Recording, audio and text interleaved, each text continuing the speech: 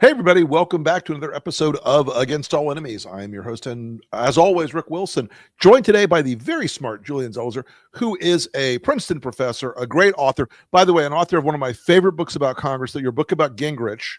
Thank you. From years ago. Maybe 10 years ago now, somewhere in there? No, 2020. Oh, 2020. Okay.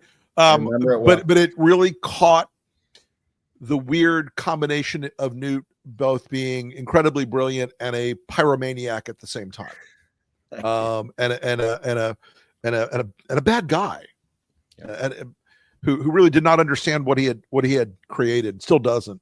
But he also publishes the Longview Substack, which is a way to put some of his historical knowledge and context into the torrent of chaos we get every single day. And so, Julian, thank you for coming on the show today, man. I appreciate it. And as a historian, I'm wondering what you think about. I want to start off with the sort of. It is a distraction, but it is also a really historical moment where we've got federal troops in the streets of D.C. In a way that is not driven by an actual emergency or an actual legitimate mission, but we've got National Guard troops right now in the streets of D.C. for political purposes that Donald Trump has put them there for. Talk to us about where you see that in the sort of historical sweep of America. It's significant, and I actually think it's more than a distraction. We've had a reluctance to have federal policing in this country, and often both sides of politics have been frustrated. In the 60s, a lot of civil rights activists wanted federal intervention in the South, and Kennedy and Johnson were very reluctant to do that. Fast forward to after the LA unrest, after the Rodney King verdict, then President H.W. Bush did send, but they're very reluctant, and they only kind of consider this when there's a genuine crisis, something happening where the state and city government says we're having trouble.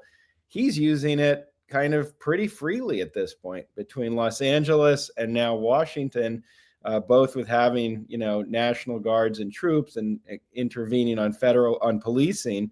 It's an assertion of presidential power that's significant. And it's not simply he's doing it, it's the way he does it. He thinks of it as just signing one more executive order, and it's an act of intimidation. It does strike me that, the hesitation he had to call the National Guard on January 6th, which was the biggest attack on the Capitol since the War of 18, or the capital city since the War of 1812, but has done this with a very overt kind of political overtone to it. A lot of the language about it has been a very unsubtle racial dog whistle. A lot of the aggression built into this has been, I think in part as a sort of giveaway to the MAGA base, who have been sort of upset about Epstein and other matters for the last few weeks. Yeah, I mean, I think that's where it's a distraction with a powerful federal arm. So it's a combination. It's not him kind of just throwing attention to another issue on social media and getting everyone to follow it. It's putting a federal presence in Washington. Historically, it's not only the issue itself, is that legitimate or not constitutionally, it can lead to dangerous situations. I mean, that's why presidents are often reluctant. One confrontation can give you what we had in Kent State back in the early 1970s. And I do think what you're saying is right. And the language he uses is not so subtle. And he even, when he listed what other cities it might happen, New York, Chicago, you don't have to connect the dots too much to see the political message that he's trying to say. And it's consistent with the kind of message he said about blue cities and heavily integrated or diverse cities since his first term. No, he is not. He is far from subtle about this. And as a historian, you've obviously got a perspective on this kind of moment that we're in, because America has only infrequently looked at this kind of federal power, and by only infrequently, I mean as you mentioned, a couple times during the civil rights movement. It was deployed in an incredibly limited, focused, narrow, temporally bounded way. But this is an open-ended sort of question, isn't it? I mean, this really strikes me as a template for Trump acclimating Americans to having federal troops on the streets forever. I think that's true. I mean, if you put together the parade, Los Angeles and Washington, that adds up to him saying this is normal and this is something a president can do. And a lot of presidential power kind of gets stronger over American history by setting precedent, meaning one president does something and all of a sudden everyone accepts it. And here, this is that something. And I think that is what he's trying to do. And again, there's obviously there are crime problems in a city such as Washington and issues with the homeless, but that doesn't equal sending in the troops. And in fact, also that crime problem was going down. And so I think that is part of what he's doing. It's not just about Washington. It's not just about Los Angeles. It's about what can this president do when he wants to do it. And it sets a precedent for future people who are in the office, both parties. This now is something that is a normal act of presidential power.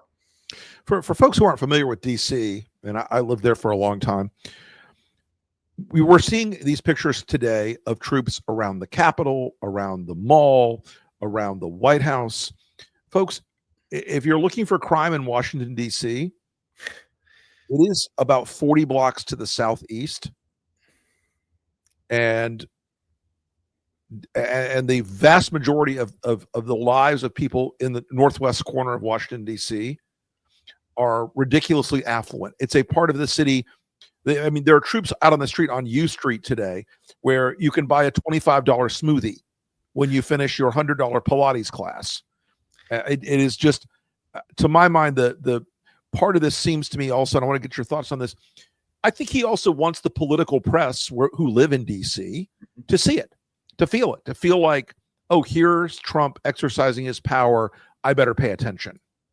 Well, I think that's true. And you know better than anyone, a lot of what he does is really aimed for people to see what he does. He doesn't really care about doing things behind the scenes that much. A lot of his presidential politics has a camera, at least in his mind, right in front of him. And so where he stations the troops, these are not the areas where there are crime problems, but there are areas where you're going to have a lot of press, a lot of reporters.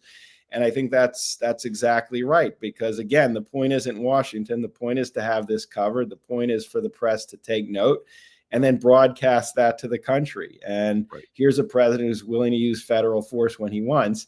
That's the message. So I think you're right. And even to do it near some of the monuments where there's tons of tourists and often it's not, I mean, anyone who's been to Washington, that's not a place where there's a problem. But boy, symbolically, look at those images. It's his way to convey strength, which isn't really presidential strength, but that's how he imagines you do it. Right. So looking at Trump as a sort of domestic figure, you know, I think we're going to have, if we survive this whole thing, plenty of time for regrets about the expansion of federal power. Where do you see Trump right now in terms of the sort of consequential nature of these economic decisions he's making, of the foreign policy decisions he's making? Put Trump in some perspective for the folks watching us today about where you see, because it's not too soon to start thinking about the fact that there will be a legacy of Trump that we have to clean up, and the impact of this, even if he drops dead tomorrow, that it's going to be, I think, a long-running problem. Talk to us about where you see Trump as a historian, in our future history. Yeah, I mean, I think two ways. One is this question of presidential power broadly that we're talking about. He didn't invent it. It's been an issue that's been building for decades, really since the early 20th century, even the Civil War. Arthur Schlesinger, a historian, wrote about the imperial presidency in 1973. But Trump has certainly added to this story. And what he's done is he's abandoned informal guardrails that presidents, even in this age, still abided by. They still understood there's certain things you don't do. And there was no rule prohibiting you. Even the separation of powers didn't always stop you, but you stopped yourself. He's gotten rid of that. And so it is a significant chapter in this development. And secondly, a lot of his policies are going to stick. I mean, I think it's fair to say this new era of tariffs that he has imposed will be hard to undo. It's bringing in so much money at this point that no politician is going to want to say, we're not going to use that in the future. The cuts through the budget, even though it's a tax on Americans. It's right. No, the tax on Americans, and they won't want to lose the revenue. I think the cuts in that budget bill to programs like Medicaid are very significant. And historically, it's hard to undo that. It's not as if next president comes in and you put it back together. And so I think these and his foreign policies we haven't even talked about are not easily dismantled. So he's I think the second term more than the first in terms of policy and institutions, we will be living with Trump 2.0 for decades to come. And a lot of the job of future presidents, if they oppose what he's done, and that's not clear to me, but if they do, will be a gradual, very slow process of cleanup. And sometimes it will be possible. Sometimes we will be living in this framework for a long time. Yeah, that's something I thought about a lot about, when the founders wrestled with Federalist power, or in the Federalist with presidential power, with executive power, with energy in the executive, they recognized we could go off the rails. I don't think they recognized the scale of which we could go off the rails in this era. That Trump, he will, as I like to tell people, no matter what you feel about him, he is consequential. He is consequential. We will face the consequences of this. And look, executive power grew. And the reason Schlesinger wrote, the imperial presidency, of course, was he looked at both Nixon and Johnson, who had expanded the use of federal power in the executive and pushed those boundaries. Nixon pushed those boundaries as hard as he could with the Empowerment Act. And during that window, during the 70s and even the 80s with Reagan, Congress guarded its prerogatives. They didn't give up their prerogatives. They held their power. But, it's like the whole, Hemingway bankruptcy joke. Congress gave its power slowly, then all at once. And I'm curious,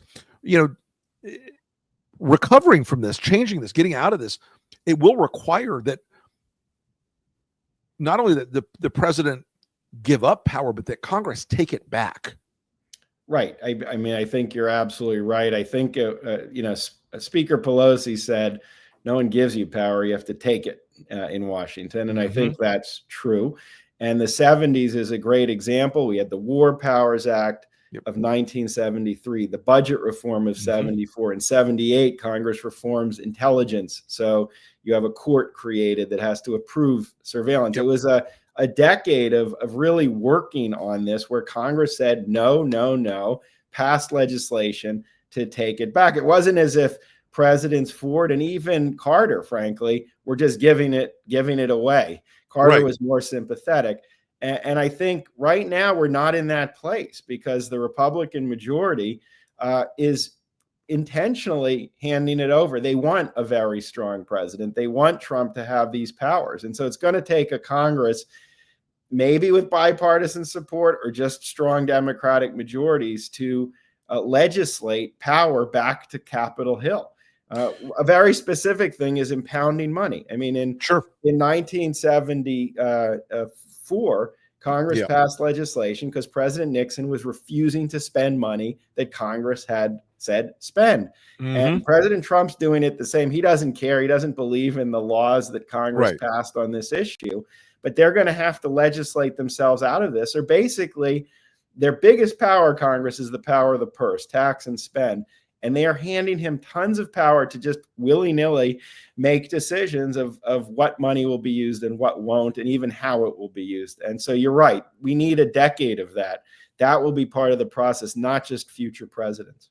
I can't remember who wrote it now, but it was a book, Both Ends of the Avenue, way back in the 70s or early 80s. And it basically talked through like how delicate that balance of power between the executive and Congress was. And the argument was in part that it had reached a sort of good equilibrium in the post-Watergate, post-Nixon era, and that even Reagan sort of respected the general balance of power between the bodies. But what we've seen now, I mean, particularly with the tariff question, Congress abrogating its responsibility, which is constitutionally mandated about tariffs, and handing it to Trump on a silver platter, that strikes me as like the sort of final straw of giving up congressional power. They have the right to name post offices now, but not to set budgets or tariff policy. And the way he's doing it, it's again, there's a case where since the 30s, since 1934, Congress has handed off gradually more power on tariffs for various reasons, but not like this. I mean, there was still a system, there was still a process, there was still an expectation of negotiation and consultation. That's not how he's doing it. And he's not only imposing tariffs, he's just, it's day-to-day tariff policy, and you don't know what's coming next. So that's for a Republican Party rooted in conservative principle of limited government, this is literally the opposite of that. This is the strongest government you could imagine.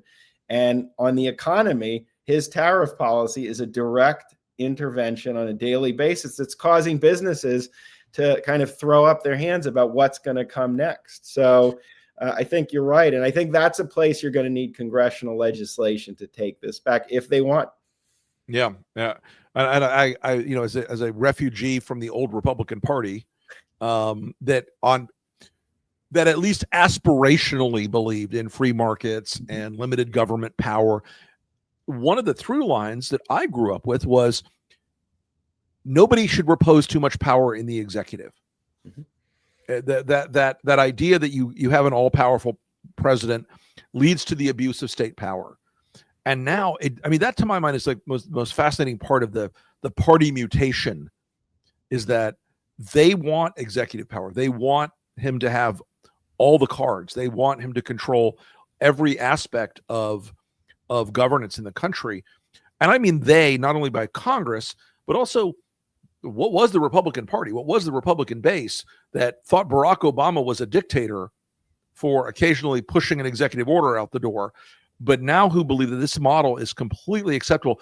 Have we ever transformed in this country? Have seen a party transform? I mean, we've seen parties die, like the Whig Party. Have we ever seen a party like so immediately transform itself in less than a decade and do from limited government and anti-authoritarian to maximalist government and pro-authoritarian? I mean, the biggest shift that happens, it's slow, is the Democrats, meaning they went from a party where in the 30s and 40s, Southern Democrats, who are extraordinarily conservative on racial issues, civil rights, and unionization, dominated the party. You really, even Franklin Roosevelt had to work his way around them. By the 70s and 80s, it's a party where those Southerners have lost their sway, and the heart of the party is Northern liberal Democrats. And so you can have a party totally change itself. That was over several decades. It was a fight. It didn't happen automatically. It was an inter-party fight on a regional basis. And right now, you're not seeing that. I mean, the Republicans are just much more unified, and there's fissures every now and then when someone says, "Oh, that's not good." But it's not as it was with Democrats, where you literally had people like Hubert Humphrey from Minnesota doing everything possible with rules, with press announcements, and even behind the scenes to take power away from the Southerners. Someone, like you said, with presidential power within the GOP is going to have to take power away from MAGA. That's how the party would transform. It can happen, but it's hard, and it's a fight. It's going to be a fight. So Julian, what other stories are you following right now that, as with your historian's eye, that you think are going to be consequential that we're not processing yet or thinking through, given the course of all the other noise and fast motion that's happening in the system? Well, the stories about history themselves are obviously something I'm paying attention to. Smithsonian, today's news on the Smithsonian, this review that's going to happen, where the displays and the substance have to match what President Trump wants. And there was another story, I think, in the Times on national parks also getting a directive. And that is just, it's terrible. I mean, I really find it not bad policy. It's not real history. And frankly, it's disparaging of the country. We are a country that can handle bad and good and a real history. And he's kind of intervening in a way that can have huge consequences. And it goes with what he's trying to do, I think, at universities and what some governors have done in states like Florida with curriculum. It's really, it's bad. It's eroding our own historical knowledge as citizens. And I'm not talking about, esoteric books. I'm talking about displays that tourists see when they come to Washington, get through all the police now on the street and actually go to a museum. So that's a big story that I'm following. And Frank, it's a story other people are following, but I am looking at kind of how Democrats are thinking about what comes next, both in terms of what do they do to respond and who are they going to be as a party? They have definitional issues too. So that's just something else I'm following as well. Yeah, I think the conforming the Smithsonian to view Donald Trump's view of history, folks, we might as well expect a museum of development at the Smithsonian with the Trump wing at this point, if he gets his way on this. And it is the culture war part of Trump's base, about between 18 and 22% of his base overlap in this culture war, endless grievance sort of Fox News, war on Christmas types, I call them. They love this stuff. They want to see, a lot of things erased from history because they think it is detracted from them. But you as a historian and me as a consumer of history, I think it's deeply offensive to imagine that A, Americans don't want to know about the real history of the country, and B, don't want to be challenged on anything. The Smithsonian isn't exactly known for being this deeply woke institution. Right. And somebody sent me a clip the other day of Glenn Beck or somebody, one of these crazy radio guys, like, oh, that's the 1619 project. They want to erase white people and pretend we didn't exist. I'm like, first off, that's not at all what any of this is doing, but it is this. We've always been at war with East Asia. It's Orwellian, isn't it? It is. And if you can't have displays that deal with slavery, with Jim Crow, I don't know kind of what exactly you're going to be looking at. You're certainly not looking at a history of the country. And it doesn't mean you're disparaging the country. It means you're actually looking at what really happened here based on all the evidence, the archives, and the decades and decades of scholarship on these issues. And I think you're right, Rick. I mean, look, I speak to groups all the time, and I trust conservatives, liberals, middle, whoever the audience is. Usually they're mature and sophisticated enough to handle hearing different things and trying to actually learn. He doesn't respect the visitor to the Smithsonian in the same way because, he wants to present only a certain version. Look, in the short term, I always note like how few people remember January 6th at this point. A remarkable thing happened in Washington. And no one talks about it, not no one, and you do. But it is kind of a short-term history where you can see the cost of erasing it, because then it gets back to where we were earlier. Something a president can do, and no one will even remember. Folks, Julian Zelizer's Long March Substack is absolutely terrific. I recommend it. Julian, thank you for coming on the show today, man. I really appreciate it. Let's talk again soon. Absolutely. Thanks so much for having me. All right. Hey, folks, thanks for watching. We'll be back later.